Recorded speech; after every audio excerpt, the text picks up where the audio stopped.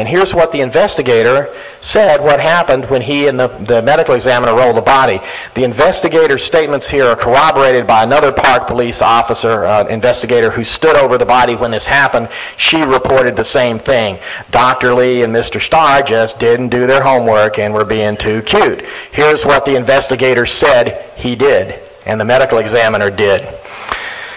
You know, we rolled the body, and I took Polaroids of the body roll. And it's not funny, but the reason I remember it is because I pulled his arm up, rolling him, obviously moving the body. I didn't care what position he was in. One arm was pulled up, and he began sliding down the hill.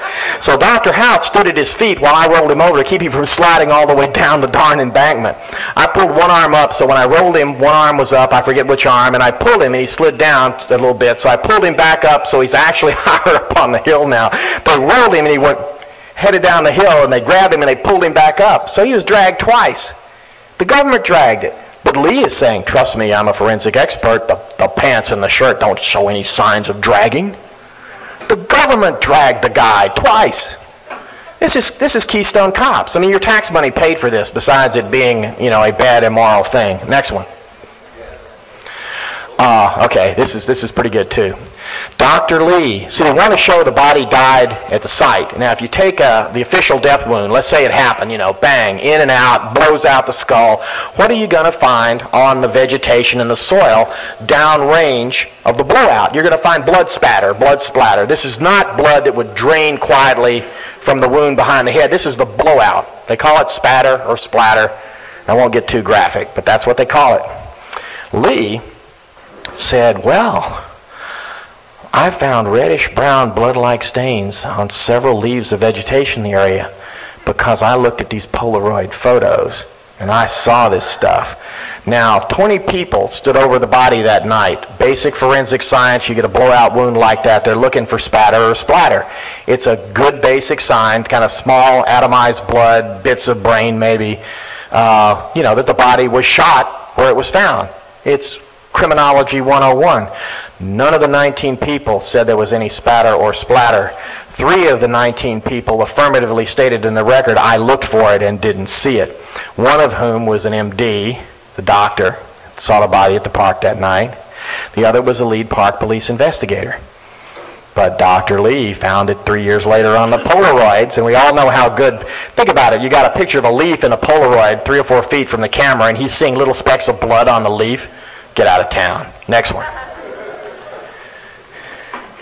Now, in fairness to Dr. Lee, his report's not public. It's 500 pages long, and maybe maybe Starr just left out all the stuff that makes this make any sense. I don't know. Just to give you, for instance, Hout did not recall seeing blood on the decedent's shirt or face, and no blood was recalled on vegetation around the body.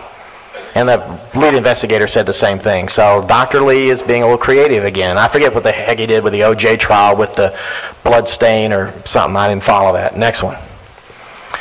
Okay, this is a total change of subject. This is wild. This was buried in 24,000 pages of documents, 20,000 of which weren't supposed to have anything to do with Foster.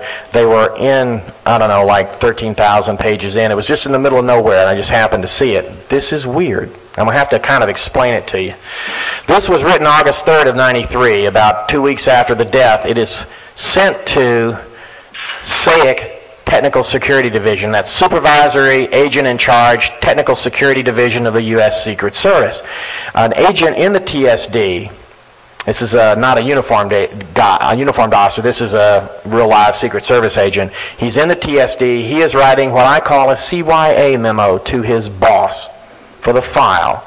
Weird stuff happened to me, boss, and I'm writing it down so I don't get in trouble and you don't get in trouble, and I want to cover my rear. I'm going to read you pieces of this. It's fantastic. He goes on to say, he gets a call from an FBI guy who's a relative of his wife's, and they have lunch. And then they have a family birthday party. During the party, Special Agent Blank of the FBI asked me how work was going. He asked what I did for the Secret Service. I informed him that I maintained the alarms, locks, video, and other equipment for the White House and the executive branch of the government. That's what TSD does. PPD is Presidential Protective Division. That's Clint Eastwood guarding the president. TSD does this sort of stuff. Let's go down a little bit. From this conversation, he asked me, this is an FBI guy who is working on the Foster investigation, as we'll see. From this conversation, he asked me if I had ever met Mr. Foster. I informed him that I had run into Foster while working on alarm trouble calls in the West Wing. He, the FBI guy that's my wife's relative that I'm talking to, he then went on to state that he and some other agents, 5, were working on the Foster suicide. This is written right after the death. This gets great here. I told him that I had seen in the news that there was a note in his briefcase. That's a so-called torn note. Most of you have heard about that. People have said it's a forgery. Okay. Then the agent comes back and says the FBI guy then said that they were working on some other leads on some info they had received. I said something to the effect, quote, "Did it have anything to do with what you found in his office?" End quote. The FBI guy then said to me something about a second letter. This is important. They're referring to it as a second letter to distinguish it from the torn note. The second letter officially doesn't exist. There's some independent evidence that I don't have time to go into tonight that indicates that they found a letter in Foster's office early that evening. We don't know what it was, but that letter's vanished. Okay, so that's weirdo thing number one. And none of this is in any of the government reports. They don't explain it, they just ignore it. Going on. I said it was strange. This is a little tongue-in-cheek, I think. I said it was strange to see such a clean office when I was over doing a lock survey with this other TSD agent. Both the other TSD agent and I had made the comment that Mr. Foster must have planned the suicide well in advance if his office was this clean. What's going on here? We've heard how, well, maybe these people in the White House slipped into his office and got the good papers out. I don't think that's what they did. I think they went in his office, took every damn thing out, and then sorted through it, and then a couple of days later put back what they felt like. Okay, that's what happened. It gets better. Okay. Then, upon leaving Mr. Foster's office, there was a uniformed division officer there. The uniformed division officer informed me and my buddy that his office had been Foster's office had been inspected by the FBI. Whoops. That officially didn't happen. And that was the reason for the officer being there and the lock request to seal the office investigation. And this is the grabber here. The officer, that's the uniformed division Secret Service officer standing guard on Foster's office, what he told the two agents from TSD. The officer then told us that the FBI had removed evidence from Mr. Foster's desk, never inferring what that evidence was. What do you think it was? Okay. None of this is in the reports. Officially, this didn't happen. Anyway, next one. The last few minutes before questions. Oh, okay, this is a little potpourri here. This is just to show you the FBI guys playing around. Slide it up the page. Okay. What was the substance of your call to Dr. Watkins? They're interviewing Lisa Foster. What was the substance of your call to Dr. Watkins subsequent to finding out about your husband's death? Dr. Watkins was a family doctor in Little Rock.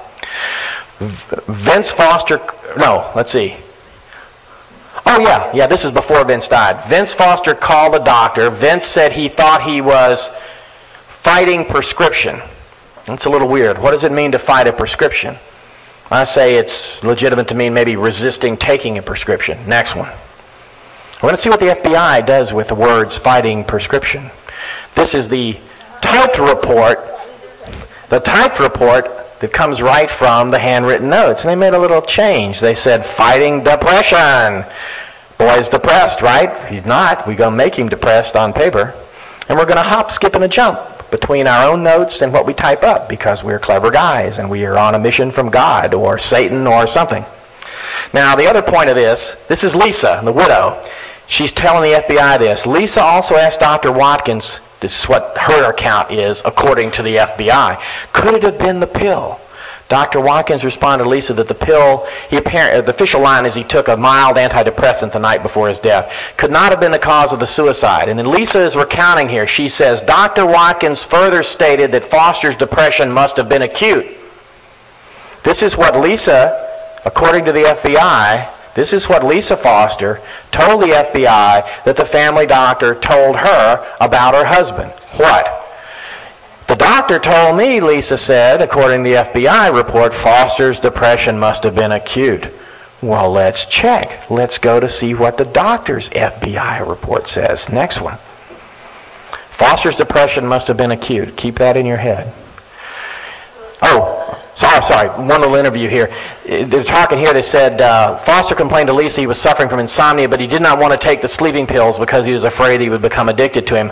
I'm putting this in because I think this may be the allusion to the prescription he was fighting. But the grabber is the next one. The doctor told Lisa, according to the FBI, Foster's depression must have been acute.